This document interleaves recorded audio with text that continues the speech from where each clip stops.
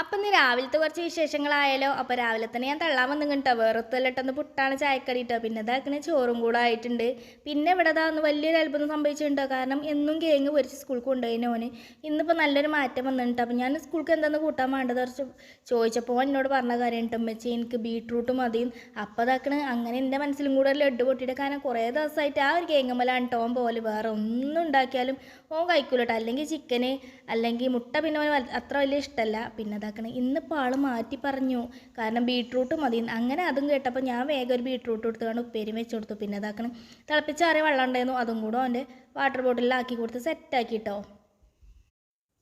ആൾ പിന്നെ മദ്രസ ഇട്ടതിനേക്ക് കുറച്ച് നേരം ഫോണും കാര്യങ്ങളൊക്കെ ഒന്ന് കാണിട്ടോ. അതല്ലാതെ സ്കൂൾക്ക് പോകില്ല കേട്ടോ. കാരണം അത് കാണാൻ ഞാൻ ഓന് യാതൊരു സമാധാനം. അപ്പോൾ കുറച്ച് നേരം എന്ന് പറഞ്ഞിട്ടുണ്ടോ ഞാൻ ഫോൺ കൊടുക്കുക ചായയുടെ കയ്യോളം. പിന്നെ ഓന് ഞാൻ ഫ്രൂട്ട്സ് ആയിട്ട് വെച്ച് കൊടുത്തിരുന്നത് സവർജിലുണ്ട്. അതിൻ്റെ തൊലും കാര്യങ്ങളൊക്കെ ഒന്ന് കളഞ്ഞതിൻ്റെ ശേഷം അതും വെട്ടി വെച്ച് കൊടുത്തിട്ടുണ്ട്. പിന്നെ ഓൻ്റെ ടൈം ടേബിളും കാര്യങ്ങളൊക്കെ ഒന്ന് എടുത്ത് വെക്കട്ടെ കേട്ടോ. ആൾക്ക് കുറച്ച് ദിവസമായിട്ട് പനിയെന്നു കേട്ടോ. വലിയൊരു ഉഷാറൊന്നും ഇല്ലേന്നു.